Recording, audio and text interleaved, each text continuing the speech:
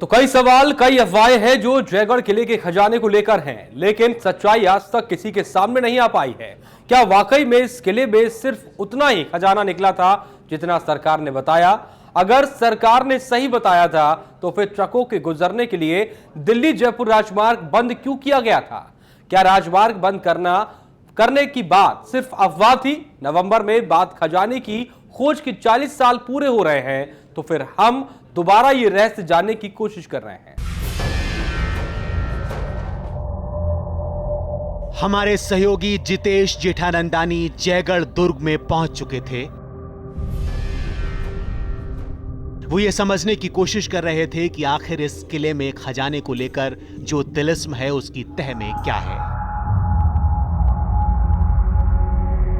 क्योंकि इस किले की सुरक्षा देखकर तो एक बार की यही लगता है कि इस किले को खास तौर पर खजाने के लिए बनवाया गया था, क्योंकि इस किले में रखी ये तोप आज भी ये साबित करती है कि इस किले को बनवाते वक्त इस बात का खास ख्याल रखा गया था कि किसी कीमत पर दुश्मन यहां तक ना पहुंचे। अभी हम जयगढ़ किले की जय बाण के परिसर में मौजूद हैं। आप देख सकते हैं ये दुनिया की सबसे बड़ी तोप मानी जाती है, आज तक की सबसे बड़ी तोप है, जिसको सवाई जयसिंह द्वितीय ने बनाया था, जिसका निर्माण 1700 ईस्वी में हुआ था। और इसकी अलग विशेषता है, इसको एक बार ही चलाया गया, जिसका आज तक जयपुर के इतिहास में नाम लिखा हो गया है। एक जयपुर के पास के ही गांव चाकसू गांव में जब ये गोला पड़ा था तो उस गोले पर वहां पर आज भी सागर सा बन गया है। वहीं इस बाण के इस तोप के बारे में हम यहाँ से जो जानकार हैं उनसे बातचीत करेंगे कि क्या है इस तोप का इतिहास। चलिए जानते हैं। सर आप बताइए क्या है इतिहास? हाँ सर, ये आपके सामने विश्व की सबसे बड़ी तोप है, ऑन व्हील, पहिए के ऊपर रखा हुआ, जिसका निर्माण सवाई जयसिंह राजा ने सन 1720 के अंदर इसी किले में स्थित कारखाने से किया। वहीं से इसके छोटे छोटे पार्ट्स बना करके इसको यहाँ पे लाके असेंबल किया गया। इसका जो बैरल देख रहे हैं ऊपर में, इसका लंबाई है 20 फीट, 20 फीट लंबा है और अष्ट धातु का बना हुआ बैरल है। और इसको एक बार फायर करने के लिए इसकी जो बैरल है, इस पे सामने की तरफ से 100 केजी गन पाउडर, 100 किलो बारूद और 50 केजी का गोला लगता है। उसके बाद फिर बैक साइड इसमें छोटा होल है, वहां से इसमें फ्यूज बना करके आग लगाया जाता है, जिससे कैनन सामने की तरफ में फायर होगा। जब इस तोप को फायर किया गया, इसका गोला जो था वो यहाँ से 22 मील तकरीबन 35 किलोमीटर दूर टोंक रोड पे एक विलेज पड़ता है चाकसू, वहां जाके इस तोप का गोला गिरा। वहां काफी दूर में एक गड्ढा हो गया, बाद में उसको राजा ने याद के नाम पे एक तालाब बनवा दिया, जो आज भी गोलीराव तालाब के नाम से प्रसिद्ध है। क्या वाकई में सरकार ने उस वक्त सच बोला था? यह सवाल अभी भी सवाल है,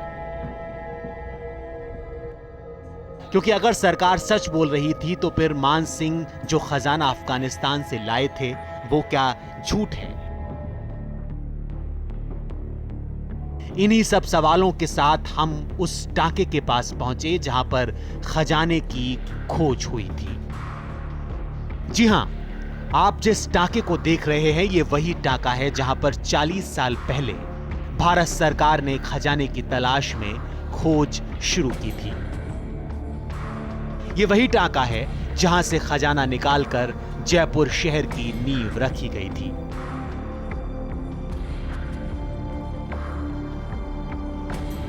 अब हम मौजूद है जयगढ़ किले के उस स्थान पर।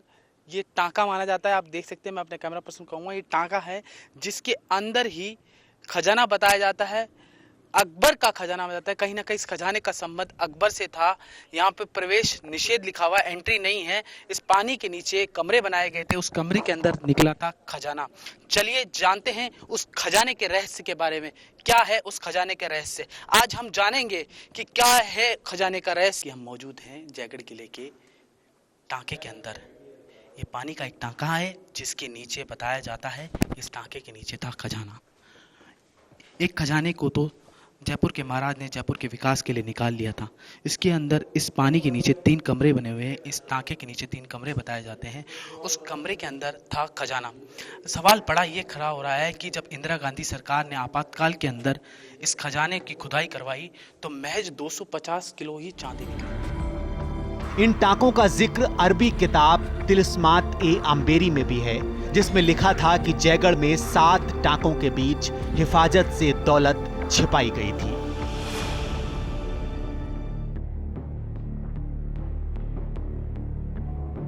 लेकिन सरकार ने दावा किया कि यहां कुछ भी नहीं मिला। खैर, इसके बाद हमने मुलाकात की सुदर्शन टांक से।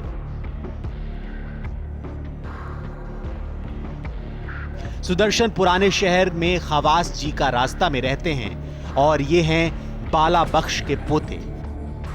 उस वक्त इंडियन ट्रेजर ट्रोव एक्ट के अंतर्गत किसी गुप्त खजाने की जानकारी देने वाले को खजाने के मूल्य का 2% मिलता था।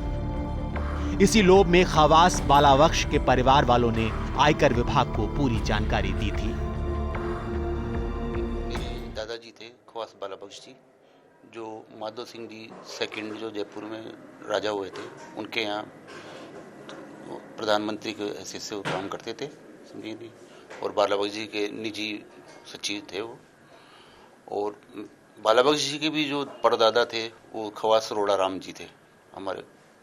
तो खवास रोड़ा राम जी के टाइम से ही हमारा पूरा परिवार राज परिवार से जुड़ा हुआ था और उनके साथ तो सन 1724 में जब महाराजा प्रताप सिंह थे उस समय फर्स्ट, उनके समय ऐसा बताते हैं कि पूर्वज की ये काबुल से लड़के सोना और ये जो जवाहरात और वगैरह मुद्राएं थी, स्वर्ण मुद्राएं, उस समय जीत के लाए थे वहाँ से। और उस समय का ये खजाना था जिसका मूल्यांकन करीबन उस जमाने में संवत 1724 में 128 करोड़ रुपए आकलन किया गया था उस समय उसका। तो उसमें डिटेल्स भी दी गई थी उस बीजक में कि उसमें स्वर्ण मुद्राएं इतनी हैं, हीरे जवाहरात की वैल्यू इतनी है, हर चीज की उन्होंने मूल्यांकन करा हुआ था उसका। 28 जुलाई 1948 में बाला बख्श की 92 साल की उम्र में मौत हुई और बीजक और दस्तावेज उनके बेटों लेखराज और गेगराज के पास रह गए। इसके बाद गेगराज, जो परिवार में ही एक गौरी शंकर के घर गोद चले गए थे, उनके बेटों महेश कुमार, जयसिंह, गिरिराज, श्याम सुंदर और सुदर्शन के पास ये दस्तावेज रहे। सुदर्शन टांक ने हमें बताया कि उनके बड़े भाई जयसिंह, जो कोटा में रहकर पत्थर की खान चलाते थे, उन्होंने कभी किसी वकील को इस तरह के दस्तावेजों के बारे में बताया था। इसके बाद गुप्तचर एजेंसियां उनके पीछे लग गईं और एक दिन पूछताछ के लिए उन्हें दिल्ली ले जाया गया। पूछताछ के दौरान बीजक उनके पास होना जयसिंह ने स्वीकार किया और इसके बाद उसकी फोटोकॉपी गुप्तचर एजेंसियों को सौंप दी। बीजक में लिखी बातें क्या सच थीं, यह भी अहम सवाल था। तो इसके बारे में हम आपको बता दें कि जयपुर रियासत में बड़े ओहदे पर रहे राव कृपाराम के बेटे राव किस्तूर चंद के परिवार ने इसी तरह के दस्तावेज जयपुर के आखिरी महाराजा सवाई भवानी सिंह को सौंपे थे, जिसमें लगभग वही लिखा था जो बाला बख्श के परिवार के पास पाए गए बीजकों में था। सुदर्शन टांक बताते हैं कि जयगढ़ में खजाने की खोज के वक्त आयकर अधिकारी आयुक्त जेसी कालरा जयसिंह को जयगढ़ के भीतर ले जाते और जयसिंह के बीजक के हिसाब से खजाने की खोज होती। तो 1976 में हमारे भाई साहब जब इमरजेंसी लगी हुई थी, मेरे बड़े भाई है जो कोटा में खनन का व्यवसाय करते थे, जयसिंह जी, उन्होंने उस समय कोर्ट में कहीं वकील से कोई जिक्र कर रहे थे कि हमारे पास बीजक है। तो उस समय इमरजेंसी के दौर में उनको भाई साहब को दिल्ली आईबी वाले ले गए थे और उनसे पूछताछ की करी। तो भाई साहब ने वो बीजक उस समय आईबी वालों को दिया था। तो उस बीजक के अनुसार ही वो वहाँ पे इन्होंने जयगढ़ की खजाना की खुदाई चालू करी और उस खुदाई के दौरान फिर इन्होंने जो जो जगह उन्होंने जयसिंह जी ने बताई थी हमारे भाई साहब ने उनको, वो जगह सारी उनको मिली भी उनको। लेकिन इनका कहना ये है कि हमारे को वहाँ पे कोई माल नहीं मिला, जबकि उस समय रूमर ऐसी उड़ रही थी जयपुर में क्या सब जगह ऐसा पता पड़ा था कि उस समय दिल्ली रोड 24 घंटे बंद रहा था करीबन और सेना ने पूरा रोड पे कब्जा कर रखा था। हम आपको बता दें कि आपातकाल में खजाने की खोज के दौरान ही केंद्र ने 25 फरवरी 1976 को इस दुर्ग को राष्ट्रीय स्मारक घोषित कर दिया था, लेकिन बाद में मई 1982 में यह किला दोबारा राज परिवार की संपत्ति बन गया। भवानी सिंह ने 11 दिसंबर 1982 को जयगढ़ पर कब्जा लेने के 3 दिन बाद ही इस किले को जयगढ़ पब्लिक चैरिटेबल ट्रस्ट के नाम से पंजीकृत करा लिया और 27 जुलाई 1983 को किला सार्वजनिक हो गया। ये फैक्ट है कि दिल्ली को जाने वाले सब ट्रैफिक जो है वो जाम कर दिया गया था। फिर मिलिट्री भी वहाँ थी और वहाँ किसी को परिंदे को भी जा नहीं सकता था। मुझको तो एज पब्लिक रिप्रेजेंटेटिव वो मुझको ले गए और वो किसी तक मेरे अलावा किसी को आज तक वहाँ पे जब तक डिपार्टमेंट की खुदाई हुई किसी को परमिशन नहीं था वो जाने की। मैं सौभाग्यशाली समझता हूँ अपने आप को कि मैंने ये चीजें देखने को मेरे को मौका मिला।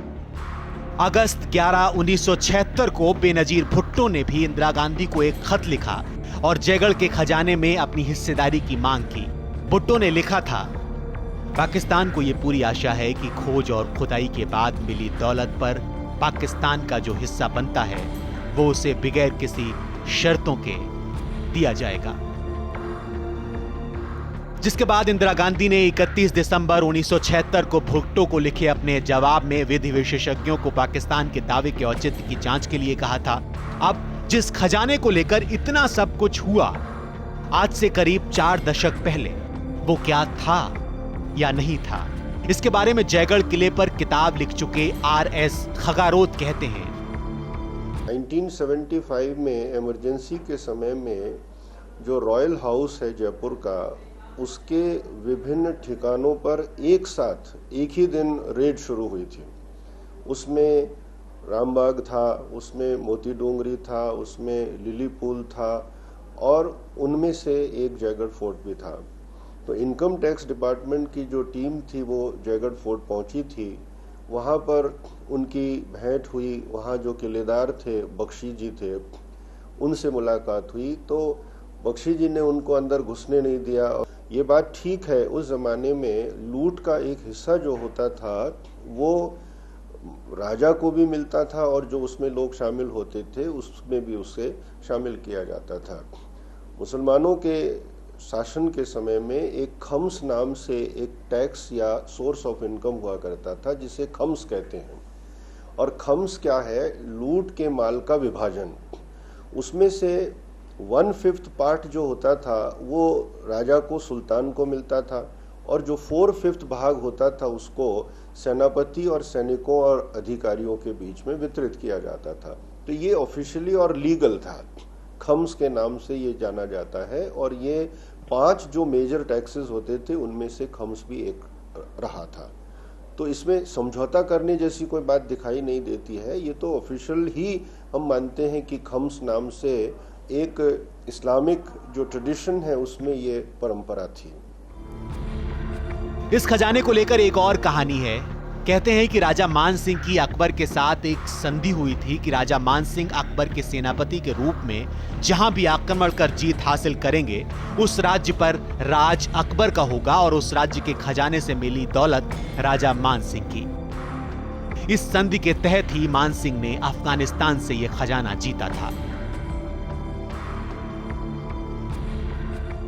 हम जयगढ़ किले के खजाने वाले स्थान यानी टांकों पे मौजूद है। आप देख सकते हैं ये जो 3 टांके हैं, ये एक लंबा चौड़ा परिसर दिखाई दे रहा है। ये टांके हैं, अर्थात इसके अंदर धन छुपाया गया था, जैसा कि इतिहासकार कहते हैं। इंदिरा गांधी के समय में आपातकाल के दौरान इस खजाने की खोज कराई गई, लेकिन खजाने में सरकार के अनुसार महज 235 किलो चांदी निकली। वहीं लोगों का कहना है कि दिल्ली रोड तक जाम कर दिया गया था, किसी वाहन की आवाजाही बंद कर दी थी। ऐसे में सवाल बड़ा यहाँ खड़ा हो रहा है कि 235 किलो चांदी के लिए 20 ट्रक काई के लिए लगाए गए और 235 किलो चांदी के लिए दिल्ली रोड क्यों जाम कर दिया। बहरहाल आप देखने वाली बात होगी इस रहस्य का खुलासा कब तक हो पाता है। कैमरामैन शक्ति के साथ जितेश जेठंदानी, इंडिया न्यूज़, जयपुर।